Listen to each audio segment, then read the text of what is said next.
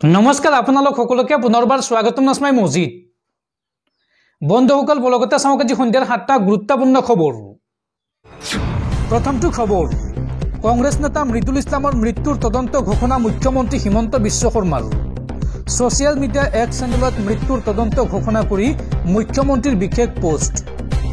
এই সন্দৰ্ভত শীঘ্ৰে আৰক্ষীক গোচৰ ৰুজু কৰি তদন্তৰ নিৰ্দেশ মুখ্যমন্ত্ৰী হিমন্ত বিশ্ব শৰ্মাৰ। উল্লেখযোগ্য যে কংগ্ৰেছৰ ৰাজভৱন চলোৱা প্ৰতিবাদত অংশ লৈ মৃত্যু হৈছিল জ্যেষ্ঠ কংগ্ৰেছী নেতা তথা অধিবক্তা মৃদুল ইছলামৰ। আৰু এতিয়াৰ পৰা ৰাজভৱনৰ সমীপত দিয়া নহ'ব বিক্ষোভৰ অনুমতি। চচলৰ নিৰ্দিষ্ট এলেকাতহে কৰিব পাৰিব প্ৰতিবাদ। এই মন্তব্য কৰে ৰাজ্যৰ মুখ্যমন্ত্ৰী হিমন্ত বিশ্ব শৰ্মাই। পৰৱৰ্তী খবৰ, পুনৰ অনিশ্চয়তাৰ মাজত ৰাজ্যৰ পঞ্চায়ত নিৰ্বাচন। অহা 9 জানুৱাৰীলৈকে নিৰ্বাচনী অধিসূচনা জাৰি কৰিব নোৱাৰিব নিৰ্বাচন আয়োগে। ৰাজ্যিক নিৰ্বাচন আয়োগক এই সন্দৰ্ভত বাধা গুৱাহাটী উচ্চ ন্যায়ালয়ৰ। পুনৰ অনিশ্চয়তাৰ মাজত ৰাজ্যৰ পঞ্চায়ত নিৰ্বাচন। 9 জানুৱাৰীলৈকে নিৰ্বাচনী অধিসূচনা জাৰি কৰিব নোৱাৰিব নিৰ্বাচন আয়োগে। ৰাজ্যিক নিৰ্বাচন আয়োগক বাধা আৰোপ উচ্চ ন্যায়ালয়ৰ। বহু লোকৰ ওজৰাপত্তিৰ লেখ আবেদনৰ শুনানিক লৈ এই নিৰ্দেশনা গুৱাহাটী উচ্চ ন্যায়ালয়ৰ। সমষ্টি পুনৰ নিৰ্ধাৰণৰ নামত ব্যাপক বিসংগতিৰ অভিযোগ ৰাইজৰ। আৰু ভোটাৰ তালিকাতো বহু লোকে কৰিছে বিসংগতিৰ অভিযোগ। বহু লোকৰ তথ্য প্ৰমাণৰ ভিত্তিত অধিসূচনা জাৰিত বাধ্যবাধকতা জাৰি গুৱাহাটী উচ্চ ন্যায়ালয়ৰ। পৰৱৰ্তী খবৰ, ৰাজ্যৰ লাখ লাখ দোকানী ব্যৱসায়ী আৰু উদ্যোগীৰ বাবে জৰুৰী খবৰ। এতিয়াৰ পৰা ঘৰত বহিয়াই লাভ কৰিব ট্ৰেড লাইচেন্স। এই সন্দৰ্ভত বৃহৎ ঘোষণা হিমন্ত চৰকাৰৰ। ৰাজ্যৰ লাখ লাখ দোকানী ব্যৱসায়ী আৰু উদ্যোগীৰ বাবে ডাঙৰ খবৰ। ট্ৰেড লাইচেন্স সন্দৰ্ভত দোকানী ব্যৱসায়ীসকলৰ বাবে এই জৰুৰী খবৰটো। এতিয়াৰ পৰা অতি সহজতে লাভ কৰিব ট্ৰেড লাইচেন্স। ইয়াৰ বাবে যাব নালাগে আপুনি কাৰ্যালয়লৈ। ঘৰতে বহি সেৱা সেতু পৰ্টেলত কৰিব পাৰিব আবেদন। অতি সহজতে অনলাইনত দিব পাৰিব কৰ আদি। ট্ৰেড লাইচেন্সৰ বাবে প্ৰথমে আপুনি সেৱা সেতু পৰ্টেলত যাব লাগিব আৰু ইয়াৰ পিছত ক্লিক কৰক ৰেজিষ্টাৰ টেবত। ক্লিক কৰি দিব লাগিব নিজৰ নাম, মোবাইল নম্বৰ, ইমেইল আইডি, ৰাজ্য আৰু পাছৱাৰ্ড। আৰু ইয়াৰ পিছত লগইন টেবত গৈ ক্লিক কৰক। লগইন হোৱাৰ পিছতে ওলাই আহিব এপ্লাই অনলাইন টেব। আৰু ইয়াৰ পিছত আপুনি বিচৰা সেৱা বাছনি কৰক। যদি আপুনি ট্ৰেড লাইচেন্স বিচাৰে তেন্তে ট্ৰেড লাইচেন্সৰ সেৱা বাছনি কৰক। এই বাছনি কৰাৰ পিছতে এখন প্ৰপত্ৰ ওলাই আহিব। প্ৰয়োজনীয় নথিসহ এই প্ৰপত্ৰখন আপুনি পূৰণ কৰিব লাগিব। আপোনাৰ নাম ঠিকনা শুদ্ধভাৱে দাখিল কৰাৰ পিছত আপুনি দিব লাগিব সেৱা মাচুল। আৰু সফলতাৰে এই কাম হোৱাৰ পিছতে আপুনি লাভ কৰিব একনলেজমেণ্ট স্লিপ আৰু SMS-ৰ জৰিয়তে ধন প্ৰাপ্তিৰ মেছেজ লাভ কৰিব।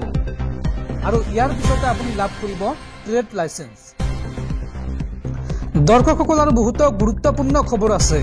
তাৰ আগতে আপোনাক জনাও যে যদি আপুনি এতিয়ালৈকে এইটো ভিডিঅ'ত লাইক কৰা নাই তেন্তে এতিয়াই ভিডিঅ'টোত লাইক কৰি দিয়ক। আৰু এনেকুৱা ধৰণৰ ভিডিঅ'সমূহ নিতৌ চাবলৈ চেনেলটো ছাবস্ক্ৰাইব কৰি কাষত থকা বেল আইকনটো প্ৰেছ কৰি ৰাখক। পৰৱৰ্তী খবৰ, আম্বেদকাৰ সন্দৰ্ভত কেন্দ্ৰীয় গৃহমন্ত্ৰী অমিত শ্বাহৰ বিতৰ্কিত মন্তব্যৰ ক্ৰিয়া প্ৰতিক্ৰিয়া অব্যাহত আছে। আৰু এইবাৰ সংসদ চৌহদত উত্তাল প্ৰতিবাদ শাসক বিৰোধীৰ।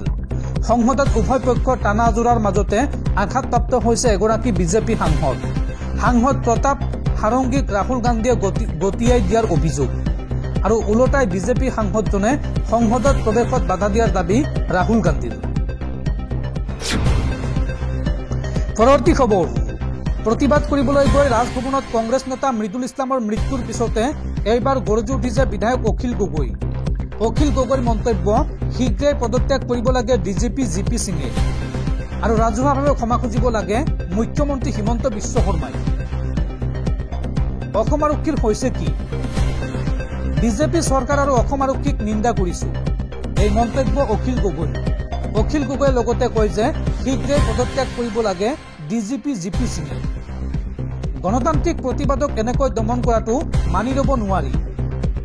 এই ঘটনাৰ বাবে ৰাজহুৱা ক্ষমা খুজিব লাগে হিমন্ত বিশ্ব শৰ্মাই আৰু 1 কোটি টকাৰ ক্ষতিপূৰণ দিব লাগে মৃদুল ইছলামৰ পৰিয়ালক।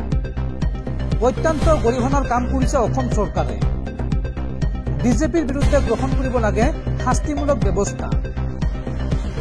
কংগ্ৰেছ নেতা মৃদুল ইছলামৰ মৃত্যুৰ পিছতে এইদৰে গৰজি উঠিল বিধায়ক অখিল গগৈ। পৰৱৰ্তী খবৰ, ৰাজ্যবাসীলৈ জৰুৰী খবৰ। ৰেচন কাৰ্ড থকা পৰিয়ালে এতিয়াৰ পৰা চাউলৰ উপৰিও টকা আৰু চৰকাৰী ঘৰ লাভ কৰিব। এই সন্দৰ্ভত আপুনি শীঘ্ৰে সাজু কৰক আপোনাৰ নথিপত্ৰ। ডাঙৰ খবৰ, চাউল টকাৰ উপৰিও ৰাজ্যৰ দৰিদ্ৰ পৰিয়ালে লাভ কৰিব চৰকাৰী ঘৰ। এতিয়াৰ পৰা ৰেচনৰ লগতে লাভ কৰিব চৰকাৰী ধন। 1 তাৰিখৰ পৰা 10 তাৰিখৰ ভিতৰত লাভ কৰিব ৰেচন আৰু 10 তাৰিখত পুনৰ মহিলাসকলৰ বেংক একাউণ্টত সোমাব 1250 টকাকৈ। অৰ্থাৎ ৰেচন আৰু টকা একেলগে লাভ কৰিব মহিলাসকলে আৰু ৰেচন কাৰ্ড থকা প্ৰতিগৰাকী মহিলাই লাভ কৰিব 1250 টকাকৈ। মহিলাসকলক সকাহ দিয়াৰ বাবে চৰকাৰৰ এই বৃহৎ পদক্ষেপ। আৰু নতুনকৈ ৰেচন কাৰ্ড পোৱা দৰিদ্ৰ হিতাধিকাৰীসকলে লাভ কৰিব চৰকাৰী ঘৰ। ইতিমধ্যে 31 ডিচেম্বৰৰ ভিতৰত 60,000 পৰিয়ালে লাভ কৰিব PMAY চৰকাৰী ঘৰ। এই কথা ঘোষণা কৰিছে ৰাজ্য চৰকাৰে। আৰু তাৰ পিছত নতুনকৈ পুনৰ 7 লাখ লোকে লাভ কৰিব বিনামূলীয়া চৰকাৰী ঘৰ। মুখ্যমন্ত্ৰী আৱাস যোজনাৰ অধীনত লাভ কৰিব এইসমূহ ঘৰ। আপুনি শীঘ্ৰে সাজু কৰক আপোনাৰ নথিপত্ৰ। পৰৱৰ্তী খবৰ, দুৰ্ধৰ্ষ সন্ত্ৰাসবাদী সংগঠন জৈশ-ই মহম্মদৰ বিৰুদ্ধে দেশজুৰি অভিযান ৰাষ্ট্ৰীয় অনুসন্ধানকাৰী সংস্থা চমুকৈ NIA-ৰ। আৰু এই অভিযানকালত আৰক্ষীৰ জালত পৰিছে কুখ্যাত সন্ত্ৰাসবাদী সংগঠন জৈশ-ই মহম্মদৰ সৈতে জড়িত 8 গৰাকী জেহাদী।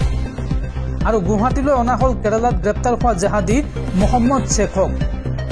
মাজনিশা গুৱাহাটীলৈ অনা হৈছে পশ্চিমবংগত গ্ৰেপ্তাৰ হোৱা আন 2 জেহাদী ক্ৰমে মিনাৰুল শ্বেখ আৰু আব্বাছ আলী। আৰু লগতে নামনি অসমৰ ভিন্ন প্ৰান্তৰ পৰাও গ্ৰেপ্তাৰ কৰা হৈছে 5 গৰাকী জেহাদীক। তেওঁলোক হৈছে ক্ৰমে জেহাদী ইনামুল হক, নুৰ ইছলাম মণ্ডল, হামিদুল ইছলাম, মুজিবুৰ ৰহমান আৰু আব্দুল কৰিম। পৰৱৰ্তী খবৰ, কংগ্ৰেছ নেতা মৃদুল ইছলামৰ মৃত্যুৰ পিছতে গুৱাহাটীত বৃহৎ প্ৰতিবাদৰ আশংকা।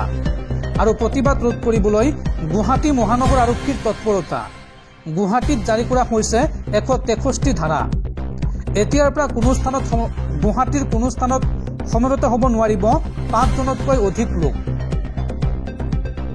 মৃদুল ইছলামৰ মৃত্যুৰ পিছতে গুৱাহাটীত বৃহৎ প্ৰতিবাদৰ আশংকা। আৰু এই প্ৰতিবাদ ৰোধ কৰিবলৈ গুৱাহাটী মহানগৰ আৰক্ষীৰ তৎপৰতা। প্ৰতিবাদী কাৰ্যসূচী, ধৰ্ণা, শ্লোগান আদিত বাধা আৰক্ষীৰ। গুৱাহাটীত নাগৰিক সুৰক্ষা সংহিতাৰ 163 ধাৰা জাৰি। কোনো স্থানত সমবেত হ'ব নোৱাৰিব 5 জনতকৈ অধিক লোক। ৰাজধানী দিছপুৰৰ 1 কিলোমিটাৰ বেখাৰ্টত প্ৰতিবাদ নিষিদ্ধ কৰা হৈছে। আৰু গুৱাহাটীৰ প্ৰান্তে প্ৰান্তে আৰক্ষীৰ তীক্ষ্ণ নজৰ ৰাখিছে। পুনৰ প্ৰতিবাদৰ আশংকাত গুৱাহাটী আৰক্ষীৰ এই নিৰ্দেশনা।